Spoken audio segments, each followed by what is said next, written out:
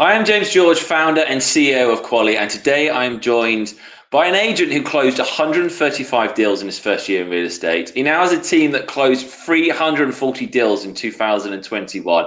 He has one of the best real estate coaching companies in the world. He's my real estate coach as well. Jason Simard, how are you? Hey, good to see you, my friend. I'm doing really well, man. Oh, Good, well, good. it's great to have you on because today I want to quickly just chat about, the 135 deals in your first year. You've done so many interviews on it. You're doing amazing now. We'll quickly go over that. But the reason I really want to get you on is obviously most of our leads are online leads of Quali. So what that means is they've signed up to a website. They may have put their information on Facebook. And people always ask me questions like, what's the first thing you should say to them and how do you work those leads once you've got them? So I wanted to get you on today because you closed a lot of deals in your lifetime, especially that amazing figure in your first year. A lot of them were from pay-per-click advertising. So let's first of all chat about that. 135 deals in your first year. Where did you get those deals from? Yeah, so I mean, 99% of the deals in my first year were strangers to me. So they were not people that I knew. They were mostly, to be honest with you, they were internet leads. Some of them started becoming referrals from friends and family members. But as you know, that takes time to build up. And, you ask the question, like, what are some of the things that you should say? Well, I think what you should do is you should always focus on making sure people know that you care before they know what you know. So, like, really, by asking great questions to understand exactly where they're coming from, right? Having the confidence to overcome the initial smoke screens that people are going to throw at you, and they're all the same, right? You kind of get used to them, right? Handling those and really asking deep questions. For example, James, what is it about your current home now that maybe isn't quite working for you that has you exploring other options? That's a really thought-provoking question that's going to get to the true why and the motivation level, right? Another great question is, hey, James, so if you were to sell your home, where would you plan to move to next, right? What is it that's changed in your life that has you exploring a move? I mean, the reality of it is usually some life event has happened in someone's life that's causing them to make a move. Maybe it's a job, that they've had a child, they're downsizing. We need to understand what those things are first, right? Make Yep. sure that you connect with people on a human level, right? So James, like, tell me, what is it that you do for work? Oh, I do this, blah, blah. Oh, cool. Well, it's funny. One of my best friends actually works for that company. And then now you find some relational points. James, I'm noticing a British accent, my friend. Who's your football team? And I'm Yep. talking like your British football I team, get right? that a lot when I see, yeah, the accent does help. It's a conversation starter, definitely. Right. One of the Now we things, can banter. yeah. Now we can banter on soccer, and like we can get into that, and so like so many things, but you have to get to know people first, and you have to ask really good thought-provoking questions. And in regards to you have a good conversation with them on the phone. You ask all those questions. You've got to go and meet them. Now, one of the things I always get asked is, should you, make sure someone's pre-approved before you go and view a home with them? What's your opinion on that? Yeah, so that's a good question. So you have to have a next step with every single interaction, right? Even if it's just, hey, you know what, James, I'm going to make sure that if anything comes up this week that I think is in line with what you're looking for, that I'm going to make sure to put those in front of you, right? Always have a next step. For me, here's the thing: you can push people away too quickly if you go in for the pre-approval conversation right on the first call. Okay, that's the reality. But if you ask really good questions and you get a really good sense of their who, their what, their where, their when, their how, hobbies and occupation, you'll get a pretty good sense of the type of client you're dealing with, right? And if it sounds like they check off all the right boxes, your next step should be something along the lines of, you know what, James, what I've found is really helpful with a lot of our clients is going out and doing what I call an exploratory tour.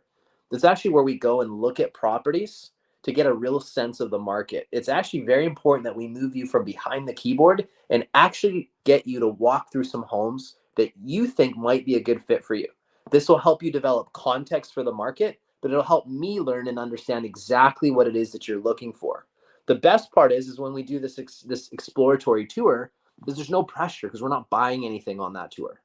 But how can you know what type of home and neighborhood is going to be a good fit for you without walking into it? Does that A make hundred sense? percent. That's exactly what I always try and get everybody to do, because you get in front of them, and I find once you've got in front of someone, you can build that relationship better, and then they will most likely stay with you for the long term. And people are often, if someone says they're 12 months ahead, they'll often say, put them on the back burner, maybe stick them in a CRM or not.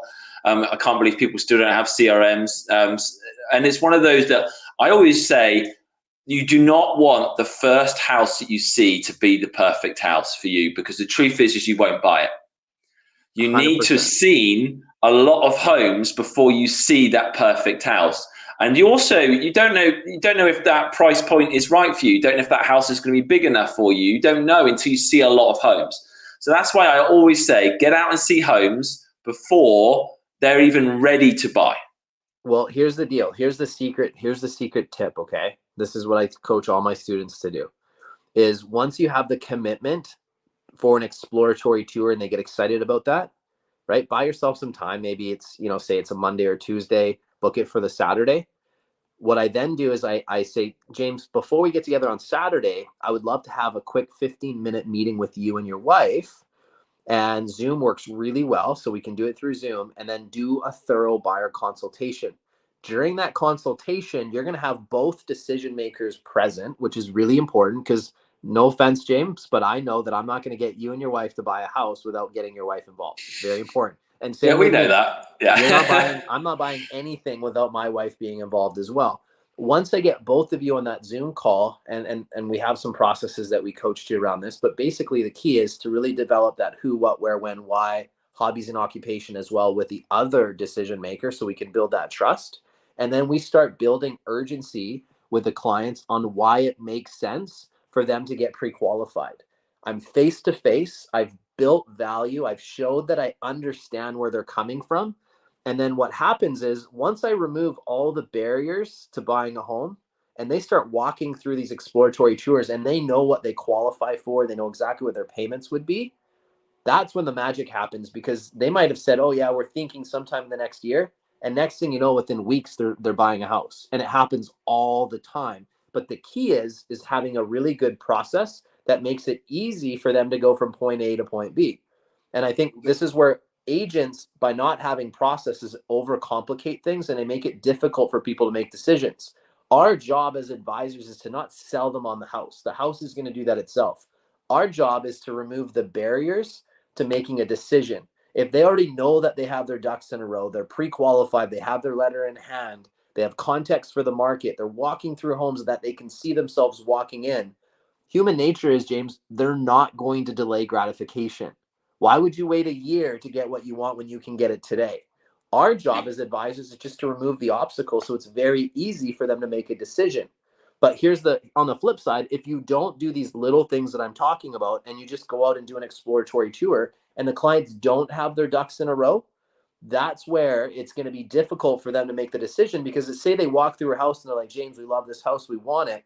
Now their anxiety and their pressure is going to go through the roof because now they have to start reaching out to their bank or their lender and they have to go through that process of trying gathering everything and it becomes very stressful. And in a fast-paced market, they're just not going to be able to get their ducks in a row in time. That is the problem with doing the tour, is the fact I've done it before where they fall in love with one of the homes and well, actually, can you get the house on the market tomorrow? But the great thing is that you've got them thinking about it at the same time. They weren't thinking; they were thinking 12 months ahead. Now they want to put the house on the market. So there are positives and negatives to that approach. I'll tell you this: my students that don't know any better that follow it, they're selling a ton of houses, and they're just like, "Man, It's so easy." And I'm like, "It's not easy. It's because you have a good process." And then obviously, I'm going to play devil's advocate here as well, because what you've just done, the process you've just gone for, is great when you've got that amazing lead. Often it is, a lead that is like, no, I just want to see this house. No, I just want to see this house. Yep. I gather you're probably not going to get the Zoom call with the husband and wife. My husband's too busy. I just want to go and see this house. James, give me the objection. I'll show you how to do it. Okay, let's do it now then. Let's do it now. So, so I'm actually, my husband's really busy. I haven't really got time. I just want to go and see this house on Saturday. You know what, James? I'd love to show you the house on Saturday. So can I ask you, James, what time on Saturday is going to work best for you and your wife? Probably 10 o'clock. 10 o'clock? Okay, perfect. Why don't we do this? Because I need to check with the sellers and make sure that I can get us in Saturday at 10 o'clock. So let me do that and I'll get back to you. Now, James, by the way, before we get together on Saturday, do you mind if I just ask you a few questions? Yeah, go ahead then. Yeah, perfect. What was it about this particular house that stood out to you that prompted you to reach out today? We need to move. We need a bigger house. This house is too small for us. Okay, great. So what's changed for you in your life that makes the house that you're currently in right now too small? We've got another child on the way. The husband often works from home. It's just too small. Right. So you see where I'm going here. I'm Yeah. starting to qualify you. Right. I'm asking the right questions. I'm buying myself time. Right. So I'm going to keep going through the process. And just because we have only a short window of time for this little meeting here, and we have whole qualification Would script you process on try this. and get them on the 10-minute call before that? Or would So you just understand it's probably not going to be possible? Let's just meet at the house. no, because this is what I'm going to do. I'm going to follow my process, and I have a whole script on this that I teach you, and it's really simple to follow and easy. Okay. Yep. Here's what I'm going to say at the end. So assuming that I ask all the right questions and things make sense. So James, I have us tentatively booked to view this house on Saturday. But what I'd like to do as well is I'd like to handpick a few other properties that we can look at on Saturday also, because that way you can at least develop some context for the market. And the reality of it is, James, what I've found in historically is like the first time we go out is not the time that we buy a house. So it's very likely that this house may not be exactly what you and your wife are looking for, and that's okay. But I really do want to treat this like an exploratory tour so that you guys can really get a good understanding of where things are at in the marketplace. And what I'm going to do is I'm going to make sure to follow up with you guys to let you know what those houses sell for. Now, James, before we get together on Saturday at 10 o'clock, I need about 15 minutes of your time for you and your wife on a quick Zoom call so that we can kind of discuss a little bit further, what we're going to be looking at. And then I also want to get a good understanding of what it is she's looking for. So those properties that I handpick are in line with what you guys are looking for. So you're still, even if you're like Always this follow your person's process. cold, you're still going through that script. Always You're still follow your trying to get it at the process. end. Always follow. Yep. You're the professional. I would never dictate to my doctor how they're going to perform surgery on me. I would never tell my lawyer how they're going to represent me in court. They have to have a process. They're professionals. I have a process as a professional. And the people listening to this, you need to develop a process. And I'll share a process with you, James. Like I can give you guys this, but it works. And trust me, what this will do is it will make sure that when I go there, I'm actually going to build a relationship because I'm going to know the clients better. So I'm not going to be as nervous. I'm going to be well prepared. And I know that by doing my process, I'm going to get you guys under contract much sooner. And I have a much higher conversion rate than if I just show up at the property and then try and build rapport while they're trying to look at a house. And I don't even know your wife. You should never go on to an appointment when it comes to like working with buyers without having done a thorough consultation. What you got to do though is give them what they want. Notice how I gave you what you wanted. I didn't get in a tug of war with you. And this is where people get this wrong, is they get in a tug of war, right? Well, yeah, but are you qualified? And are you working with a realtor and they start antagonizing them and they make it seem like they're putting a hand in the client's face. What I coach to is tentatively give them what they want right up front, right? Remember what I did? As I said, you know what, James? I'd love to show you that house on Sunday or Saturday at 10 o'clock. Let me confirm with the sellers that's okay, and I'll get back to you. But I tentatively booked the appointment with you. Once I've given you what you want, you're more likely to give me what I want. You And then brought up all a I did. really good question. There's a few things that I want to chat to you about very quickly. One always comes up. Everyone works with a realtor. There's a million realtors in this world. Everyone knows. I've already got a realtor. What are you doing in that situation? You know what, James? I'm glad that you have somebody that is working on your behalf.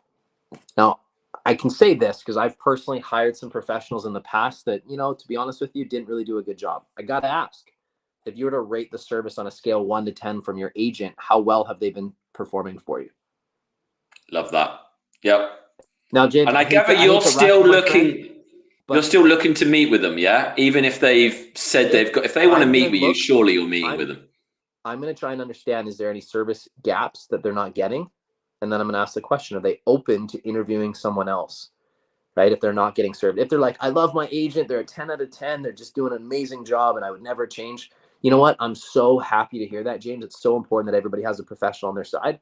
Just know that if they drop the ball and that service changes, I'm here to pick that ball up and I'd love to interview for the position, right? I think the right thing for you, James, is to contact your agent and book it through them.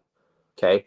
But if their service levels they're not happy, and they're definitely like, I'm not sure if this is even the right person, then there's an opportunity for me to build value and trust, and I'm just going to follow my process. I hope this helps, buddy. I hate to do this, but I got to run, man. I've got an No appointment worries. right now. I know you've got to go. Very quickly, though, obviously we can see you're a great coach. I've worked with you for a couple of years now. How are people best following you? What's your YouTube channel? How can people get hold of you? Yeah, check out Jason Simard Sims Coaching Systems on YouTube. We've got a newer YouTube channel that we're building up right now. We've got a Sims Mastermind on Facebook that we put value and continually contribute to. James, you can post my information, my cell number, my email. If people want to reach out and want to have a conversation, I'm happy to do that. And dude, I hope that your business continues to thrive, and I'm here for you, and anybody that's working with you, my friend. I'm happy to help. Thank you very much, mate. You have a good one. Thanks for your time today. You too, brother. Thanks, man.